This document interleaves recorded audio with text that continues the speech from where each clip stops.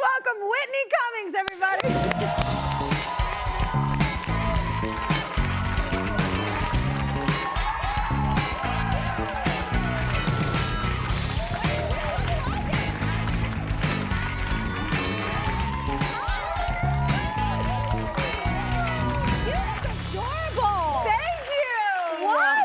Seattle, I like your belt.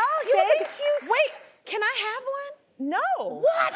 I just carry these around for myself. I feel like all we're missing is a mechanical bull. Do these light up?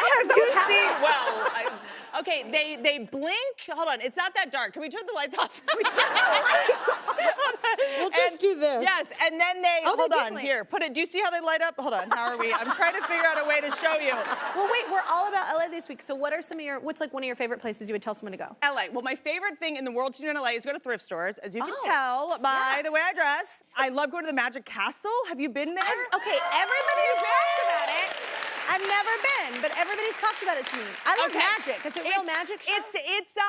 It's magical if you like seeing magicians get out of their crappy car and walk in and then be like, I am a magician. It's like, I just saw you get out of your Camaro and bum a cigarette.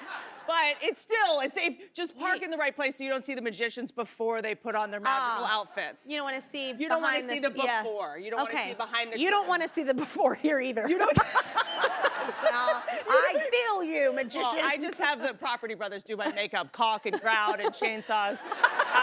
But I love the Magic Castle. You go, there's all these different rooms with all these different magicians, and cool. And I just actually met a female magician in Vegas. Her name is Jen Kramer, because I'm such a magic fan. Me too. But I did a joke in my last special about why are there no female magicians? Because I find that, like, in our society, men, when they lie, they get rewarded, right? They're like good businessmen. When men are manipulative, you know, they're good bosses, you know, like, but when a woman lies, everyone gets very uncomfortable. People don't like when women lie. That's why there's no female magicians.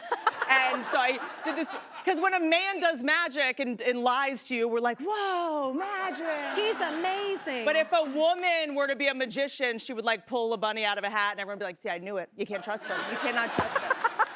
Can't trust them. These hoes ain't loyal. I knew it. And then, so of course I say there's no female magicians. I'm like, I'm trying to make sure I'm not, you know, missing anybody. But then she wins one of these big shows, America's Got Talent or something. Her name is Jen Kramer. And I go into my DMs, which I don't do often. And I had I mean, it's a lot of eggplants. But it's like eggplant. Good for you. There is a female magician in Vegas. And da-da-da. So I got to meet her finally when I went to Vegas and see a female do magic, which I just had never really met a female magician. Even though every woman's a magician, we can make people. But You're welcome. I've never heard of one either. Isn't that interesting? I never thought about that either, but nope, never known it's one. It's a very male-dominant. I mean, in magic, normally, they are very feminist. They like to saw the women in half. Normally. She was the first person that was like, can I do the cool stuff and not just lay here and get sawed in half? Yeah. So she's just like so awesome. Your current comedy tour is called Touch Me. It's the Touch Me tour, which is so great. Just relax. It's just so awkward. Just get comfortable. No, but what were some...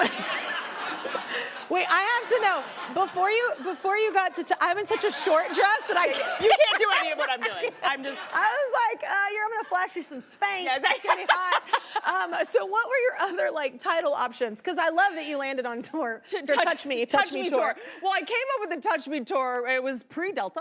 Pre this other thing, when it was like, you know, because we went a year where it was like we weren't able to like hug our own friends and family members, and you know, I basically was like you know, home, so deprived of touch, so I couldn't even like say hi to my own nieces. I couldn't hug people, you know.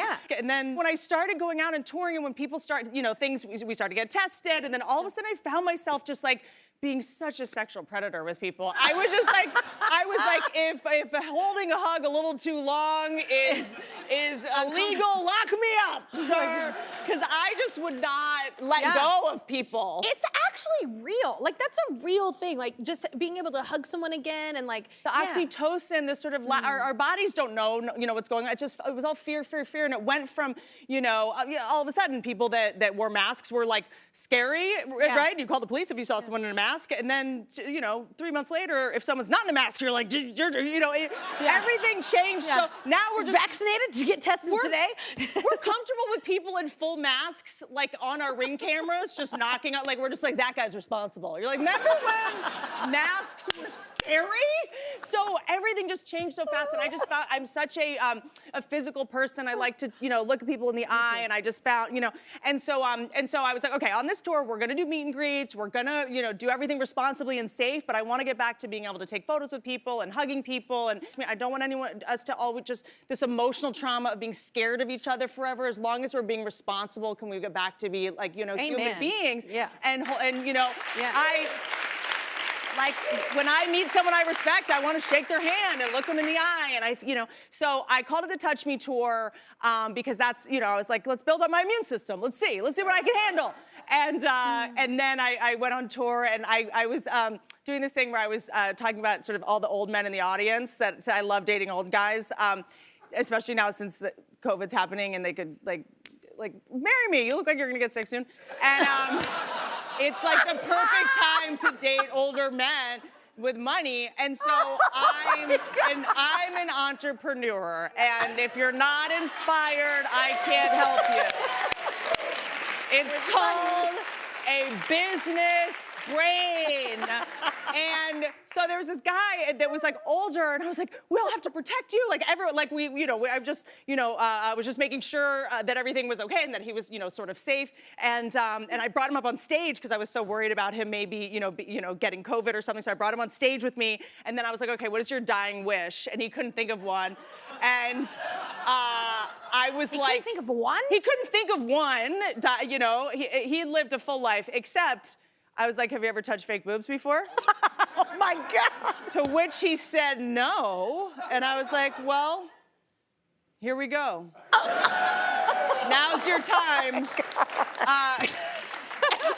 Have you ever? Did he? Yes, he just grabbed my boobs and it like made his night. And I was like, okay, from now on. Was he kind of like, I guess? No, he was very, he went. Oh, he was just like, yeah. Damn straight, you just said do it. I was joking. And he was like, I was like, okay, well, that was. I need to work through that.